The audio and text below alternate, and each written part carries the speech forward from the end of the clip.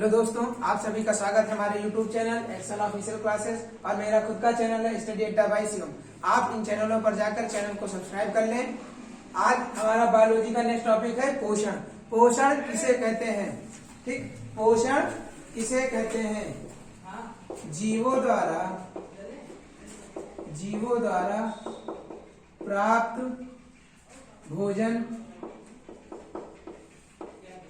भोजन तथा पोषक तत्व ही पोषण कहलाता है। पोषण कहलाता है, या इसे कह सकते हैं जीवों से प्राप्त होने वाला भोजन पोषण कहलाता है। जीवों से प्राप्त होने वाला भोजन पोषण कहलाता है। दो डिफिनीशन होती है, ठीक। इंग्लिश में लिखना है, लिख लें। Getting off food and nutrients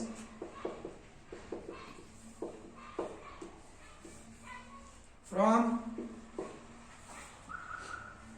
animals are called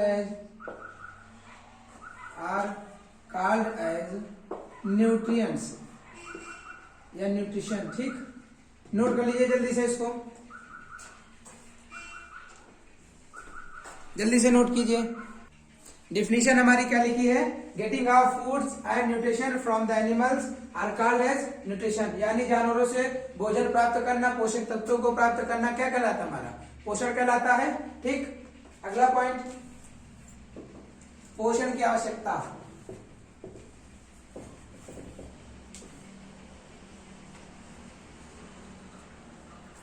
पोषण की आवश्यकता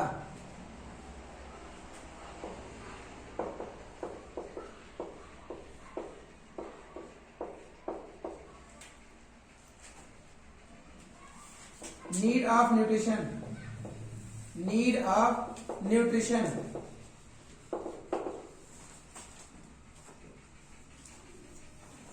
ठीक। अब जीवों के लिए पोषण आवश्यक है। क्यों जीवों के लिए पोषण आवश्यक क्यों होता है? पहला पॉइंट है इसमें हमारा ऊर्जा स्रोत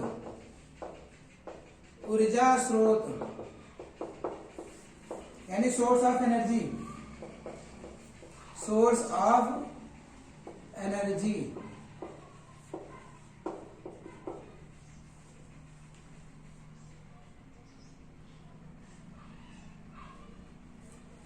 इसमें लिख सकते हैं कोई भी कार्य करते समय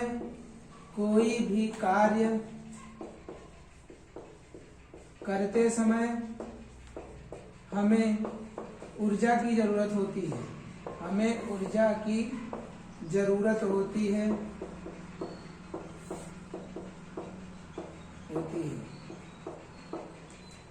यह ऊर्जा हमें भोजन से प्राप्त होती है।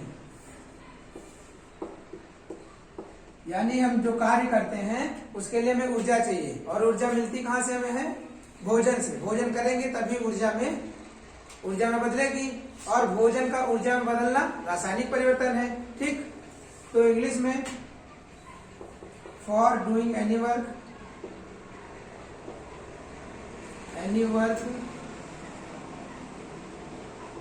we need energy to do that work. We get energy from the food. ठीक, हम भोजन से क्या प्राप्त करते हैं? ऊर्जा। ये हमारा पहला पॉइंट था पोषण की आवश्यकता में। नोट कर लीजिए इसको जल्दी से।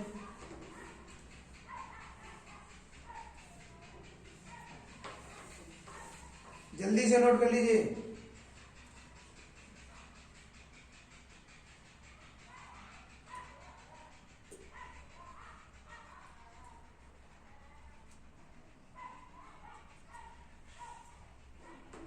ठीक, अब सेकंड पॉइंट पर आते हैं हम अपने शारीरिक वृद्धि।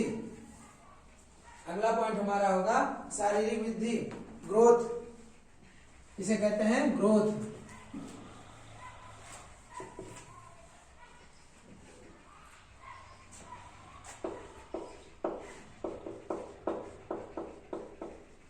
शारीरिक वृद्धि यानी ग्रोथ।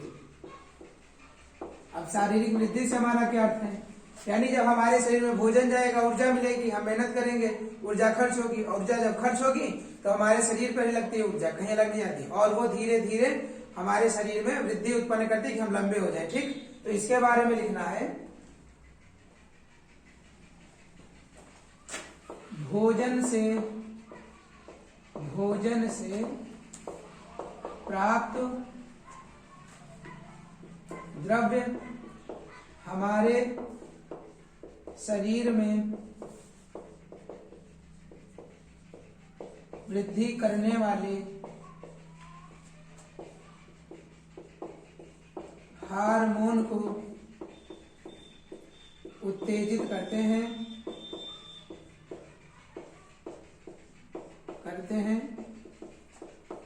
जिससे हमारे शरीर में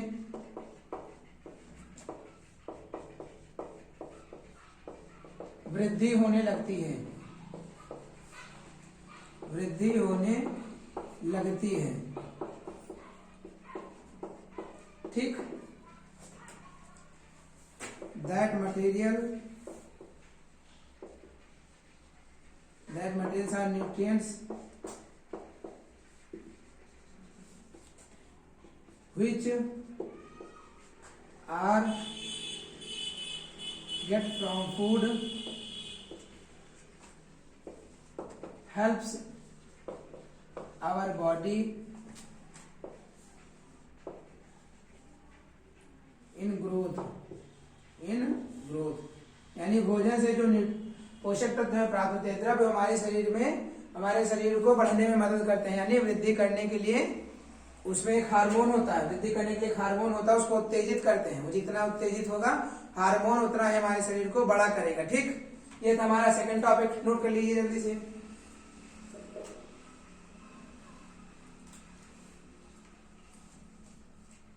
नोट कर लीजिए दूसरा वाला पॉइंट।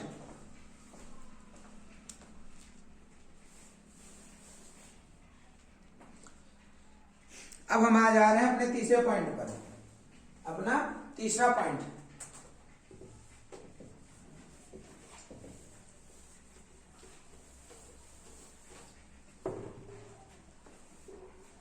शरीर में टूट फूट की मरम्मत। तीसरा पॉइंट हमारा, शरीर में टूट फूट की मरम्मत,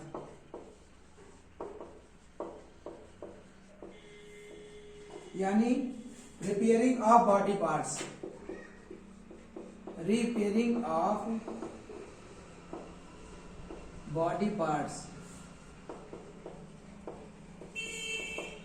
ठीक, शरीर में टूट फूट की मरम्मत, शरीर में चोट लग जाती, घाव हो जाते हैं, तो भोजन से में जो जीव द्रव्य मिला रहता है वही हमारी मदद करता है कि शरीर में जो घाव है वो घाव धीरे धीरे भर जाए, धीरे धीरे भरते, इकट्ठा नहीं भरते, धीरे धीरे। तो इसमें लिखना है, भोजन से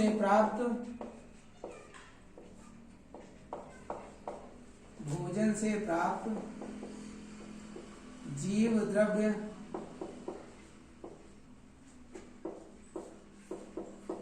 हमारे शरीर में लगने वाली चोट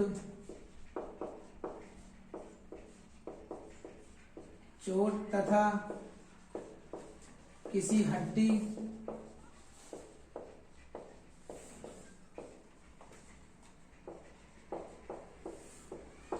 के टूट जाने पर वह उसको ठीक करने में मदद करती है।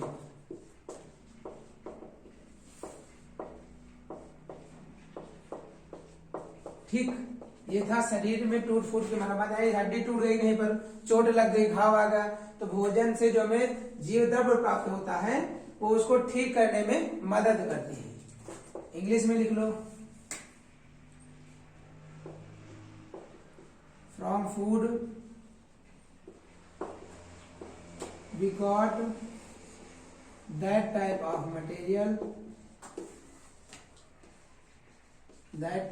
materials are nutrients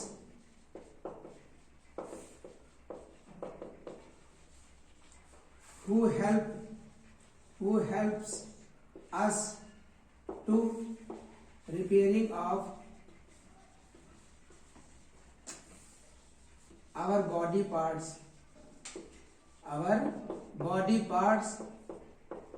which are damaged माने जो टूट गए, चोट लग गई, उन्हों को कहते हैं डैमेज माने टूट जाना, ठीक, या नष्ट हो जाना, डैमेज माने, ठीक। नोट कर लीजिए इसको भी जल्दी से। ये हमारा तीसरा पॉइंट था, यानी जीव द्रव्य जो होते हैं वो चोट लगे वाले स्थान पर अपने आप आ जाते हैं। दवा लगाने से पहले ये घाव को भरना चालू कर देते हैं। दवा तो हमारा एक जरिया है, लेकिन धीरे धीरे जीव द्रव्य ही कार्य करते हैं। जीव द्रव्य के अनुसार ही दवा कार्य करती है। और हमारा चौथा पॉइंट है, अब चौथे पॉइंट पर आ जाए हैं, रोगों से प्रतिरक्षा।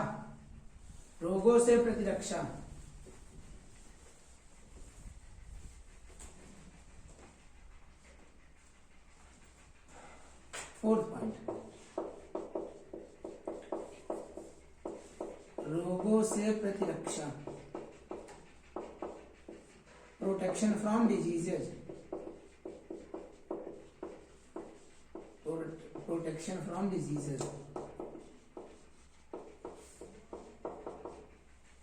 ठीक, प्रोटेक्शन फ्रॉम डिजीजेज।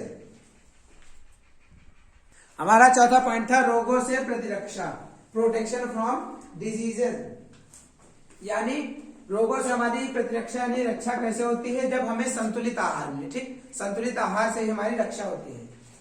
तो इसमें एक चीज स्टार बना के लिख लो, संतुलित आहार से हमारे शरीर को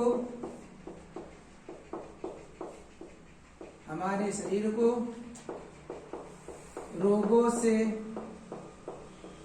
लड़ने के लिए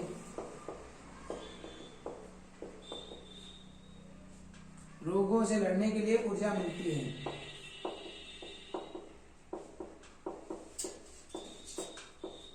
जो ऊर्जा होती है संतुलित आहार से, जो ऊर्जा में मिलती है वही मदद करती है और कुछ नहीं करता। संतुलित आहार से ऊर्जा मिली हमें, वही रोगों से लड़ने में, यानी तभी तो रोगों से प्रतिरक्षा होगी। जब रोग से लड़ेंगे हमारे संतुलित आहार, तभी प्रतिरक्षा होगी, ठीक। इसको लिख लीजिए, our body gets protection from diseases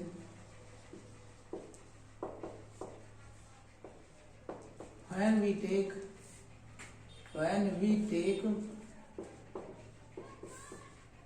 a balanced diet, संतुलित आहार, बैलेंस डाइट, यानी बराबर मात्रा में कार्बोहाइड्रेट होने चाहिए, बराबर मात्रा में जितने भी पोषक तत्व हैं बराबर मात्रा में जहां मिल जाते हैं वहां वो क्या कहलाता है, बैलेंस डाइट यानी संतुलित आहार। ये हमारा चौथा पॉइंट था। और ये चारों पॉइंट पोषण की आवश्यकता थी, पोषण के लिए जो पोषण से हमें आवश्यकता होती है, इसे भी 4 पॉइंट मैंने बताए। रोगों से प्रतिरक्षा, पोषण अच्छा होगा तभी रोगों से प्रतिरक्षा होगी, पोषण अच्छा होगा तभी जहां चोट लगेगी वो ठीक हो जाएगी, पोषण अच्छा है हमारा तो शारीरिक वृद्धि भी होगी, ठीक। ऐसे बहुत सारे हैं, लेकिन हमारे कोर्स में जो 4 हैं मेन इंपॉर्टेंट हैं, ठीक। इनको भी नोट कर लीजिए जल्दी से आप लोग।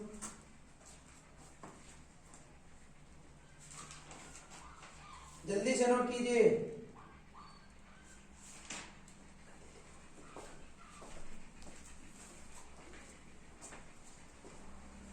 नोट हो गया सबका ना।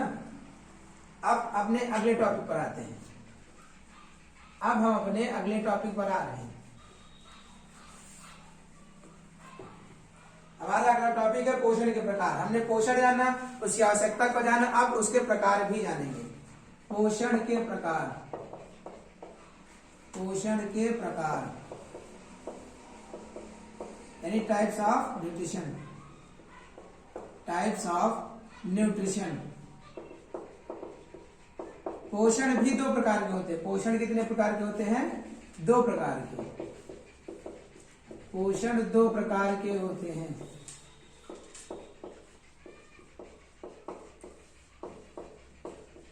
पहला स्वपोषण, ठीक, पहला है स्वपोषण, दूसरा है हमारा परपोषण, या परपोषण कह ले या विषम पोषण कह ले, ठीक।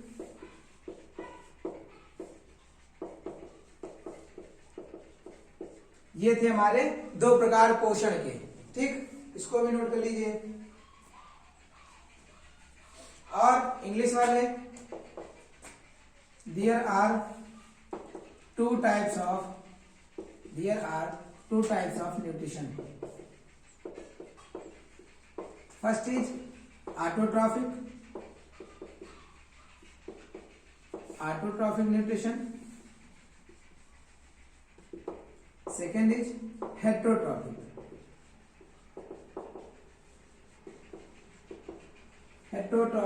nutrition,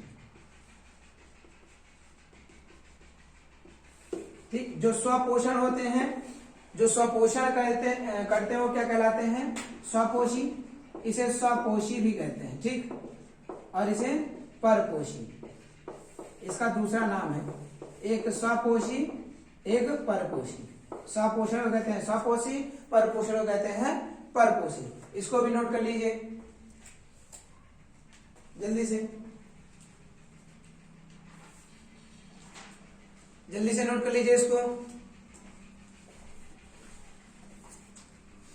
अब हम पहले प्रकार के बारे में पढ़ेंगे, स्वपोषण, ठीक। अब पढ़ेंगे स्वपोषण के बारे में, यानी ऑटोट्रॉफिक न्यूट्रिशन, यानी जो अपना भोजन स्वयं बनाए हुए स्वपोषण कहलाते हैं, और स्वपोषण जो करते हैं वो क्या कहलाते हैं? स्वपोषी। तो स्वपोषण किसे कहते हैं? जो जीव में हम लोग भी आते, ठीक, जानवर नहीं, हम लोग भी, जो जीव या पौधे स्वयं से भोजन बनाते हैं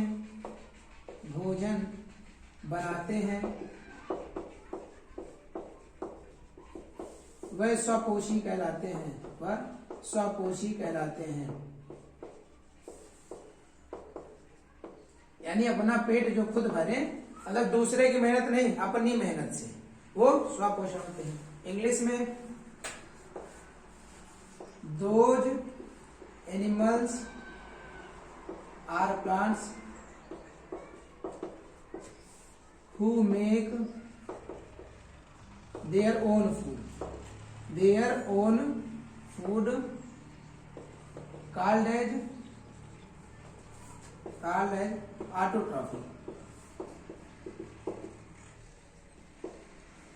ठीक। अब स्वयं से भोजन कैसे बनाते हैं? यानी जैसे पौधे हम मान लेते हैं, ठीक, प्लांट्स, पौधे जो हमारे, ये अपना भोजन कहाँ से बनाते हैं? प्रकाश संश्लेषण की प्रक्रिया, ठीक, प्रकाश संश्लेषण की प्रक्रिया से। तो लिख लो, पौधे अपना भोजन सूर्य की उपस्थिति, वायु तथा उसमें मौजूद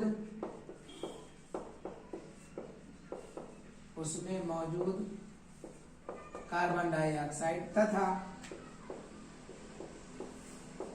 जड़ों से प्राप्त नमी के द्वारा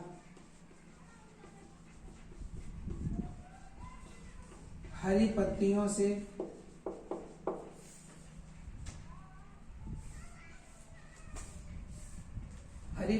से अपना भोजन बनाते हैं,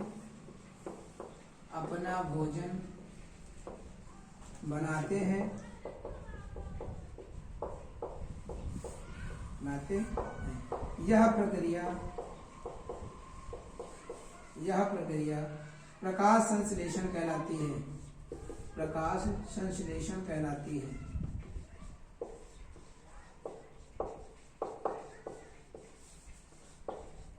ठीक, ये नोट कर लो। यानी पौधे अपना भोजन कहाँ बनाते हैं? सूर्य उपस्थित हो, सूर्य की किरण हो गई, वायु मौजूद हो, वायु में जो कार्बन डाइऑक्साइड हो वो हो, और साथ साथ में जो जड़ों से प्राप्त नमी, यानी जो जड़ से नमी प्राप्त करेंगे वो क्या होगी? हमारी जल। ठीक, ये इतना चीज होगा। और कहाँ से बनाता है भोजन? सब पत्तियों के द्वारा। पत्तियों को क्या कहते हैं? हरी पत्तियों को। अब ये हरी पत्तियां मैंने लिखी हैं, सूखी पत्तियां नहीं लिखी। हरी पत्तियां ही भोजन बना सकती है और कुछ कोई नहीं। ठीक, तो लिख लो हरी पत्तियों को, हरी पत्तियों को पौधों का रसोई घर भी कहते हैं, भी कहते हैं। रसोई घर यानी जहां खाना बने, और खाना बनाता कौन है? हरी पत्तियां। हरी पत्तियों की मदद से खाना बनता है, जितनी चीजें होती हैं, और ये पूरी प्रक्रिया क्या कहलाती है? प्रकाश संश्लेषण की प्रक्रिया कहलाती है। ठीक, नोट कर लीजिए इसको जल्दी से, जल्दी से नोट कर लीजिए।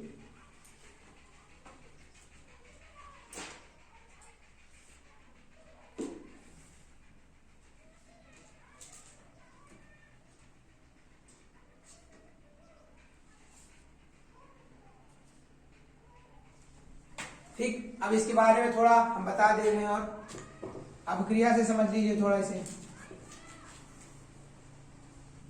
यानी जब कार्बन डाइऑक्साइड हमारा होगा, ठीक, कार्बन डाइऑक्साइड और पानी, दो चीजें हमें खुली मिलती है। ठीक, ये वायु में मौजूद कार्बन डाइऑक्साइड है और ये जड़ों से प्राप्त नमी है। किसकी उपस्थिति में होते हैं?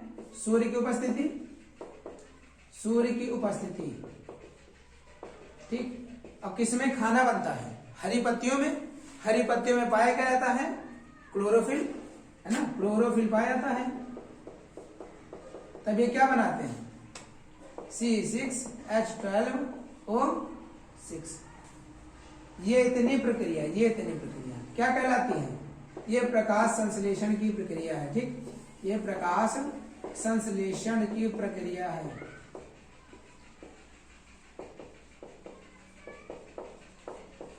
अब रिएक्शन को हम क्या कर लेते हैं? कंप्लीट।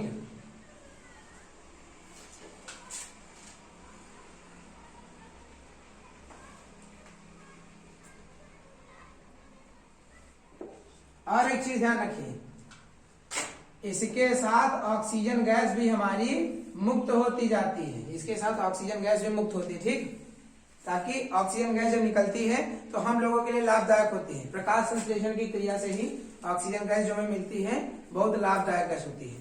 ठीक, अब इंग्लिश वाले लिख लें थोड़ा।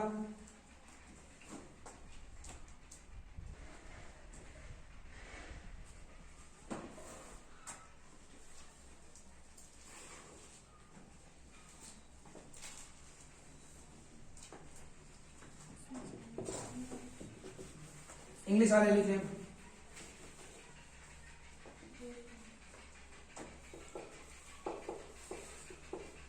Making of food in the presence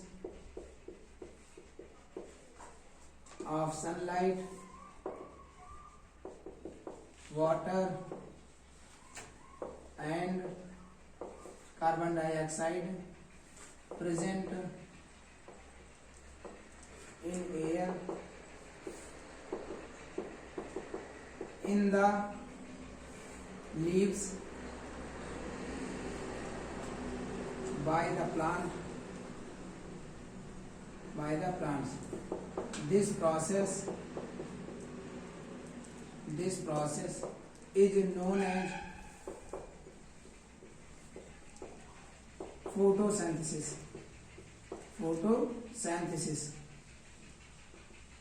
ठीक, रिएक्शन ये लोग भी लिख लें। 6CO2 plus 6H2O gives out in presence of sunlight and chlorophyll. 6CO2 plus 6H2O react with each other in the presence of sunlight and chlorophyll gives out C6H12O6 and 6CO2. 6O2. Whole reaction is called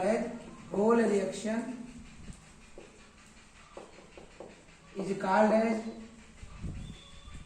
photosynthesis. Photosynthesis.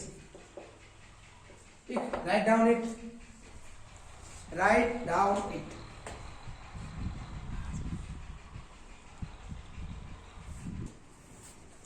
अब विषम पोषण पे आ जा रहे हैं, heterotrophic nutrition पर। इसके बारे में है, ऊर्जा प्राप्त करने के लिए, ऊर्जा प्राप्त करने के लिए जीव प्रत्यक्ष रूप से या तो अप्रत्यक्ष रूप से पौधों द्वारा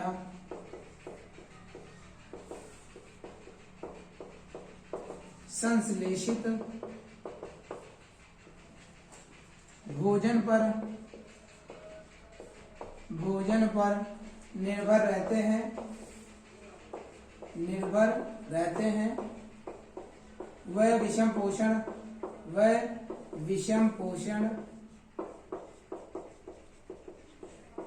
या विषम पोषी कहलाते हैं। ठीक, विषम पोषण या विषम पोषी कहलाते हैं।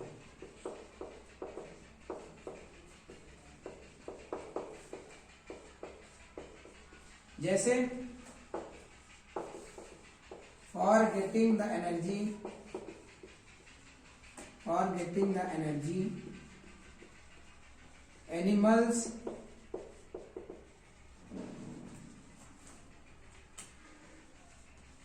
gets the photosynthesized food of plants directly or indirectly, called as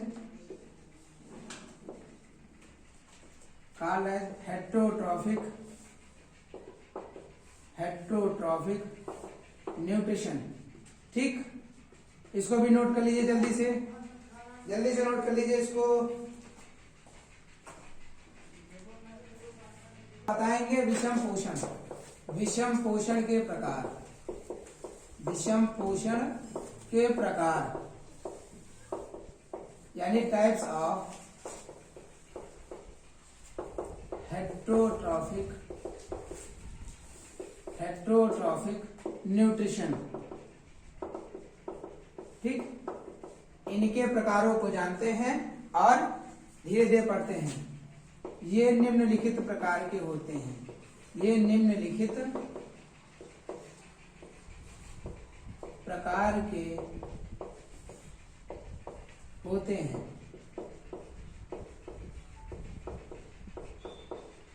English वाले इसमें they are of following types.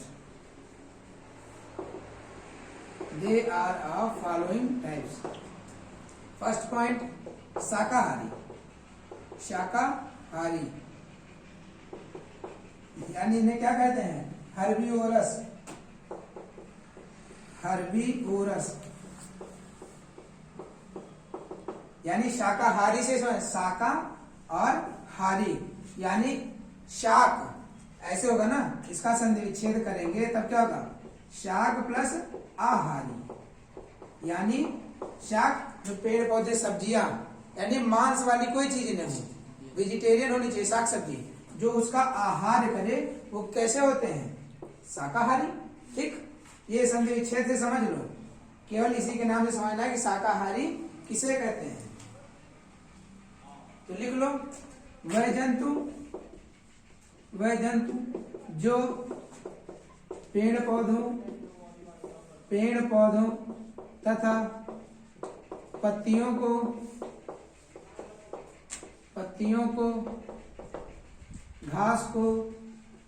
घास आदि को खाते हैं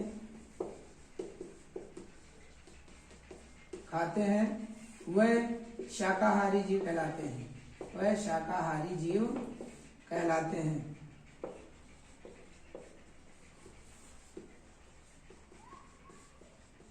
यानी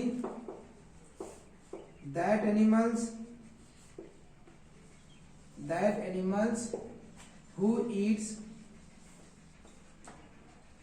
grass and plants and also leaf of plants are called as herbivorous animal. Herbivorous animals. ठीक, इसको भी नोट कर लीजिए, herbivorous animals नोट किए जल्दी से।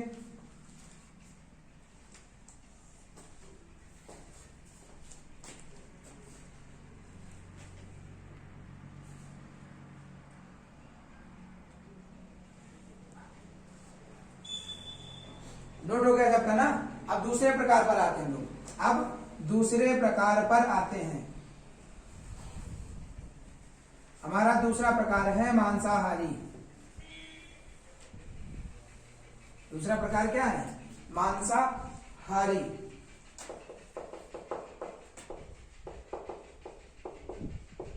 मांसाहारी यानी कार्निवोरस। ठीक, जैसे शाकाहारी मैंने बताया था, शाक प्लस आहारी, और इसमें क्या होगा संधि विच्छेद पर मांस प्लस आहारी। मांस प्लस आहारी यानी वह जीव जो किसका आहार करते हो? मांस का। ठीक, तो लिख लो, वह जीव जो किसी दूसरे जीव का मांस खाते हैं, मांस खाते हैं, वह मांसाहारी जीव कहलाते हैं। वह मांसाहारी जीव कहलाते हैं। यानी इंग्लिश में that animals who eats flesh. Flesh means मांस। ठीक, इसका मतलब होता है मांस। Flesh of other animals are called as carnivorous animal. Carnivorous animals. इसको भी नोट कर लीजिए जल्दी से, जल्दी से नोट कीजिए इसको।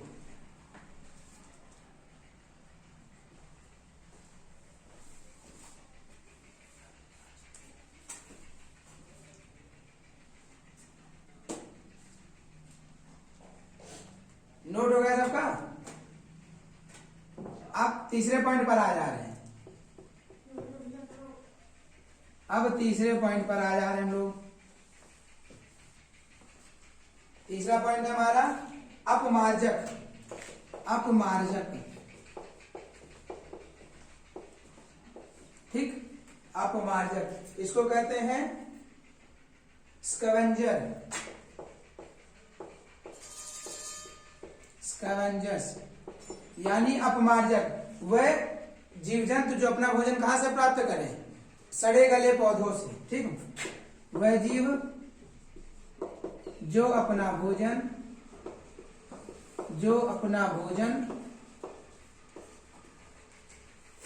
सड़े गले पौधों से प्राप्त करते हैं, वह अपमार्जक कहलाते हैं। वह अपमार्जक कहलाते हैं। यानी दैट एनिमल्स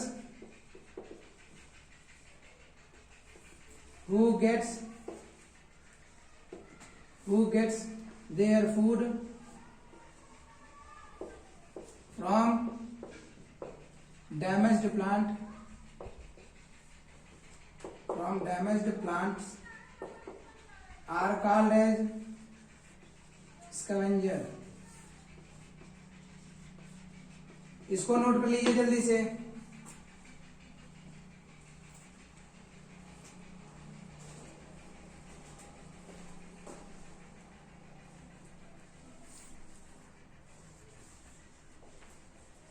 तो दोस्तों ये आज हमारा लास्ट का टॉपिक था। अगर हमारा वीडियो आप लोगों को अच्छा लगा हो तो चैनल को सब्सक्राइब कर दें, वीडियो को लाइक कर दें और हमारा चैनल एक्सेल ऑफिशियल क्लासेस और स्टडी एट बाय शिवम दोनों को सब्सक्राइब कर लें, क्योंकि दोनों पर आपको नोट मिलते रहेंगे। Thank you guys for watching this video.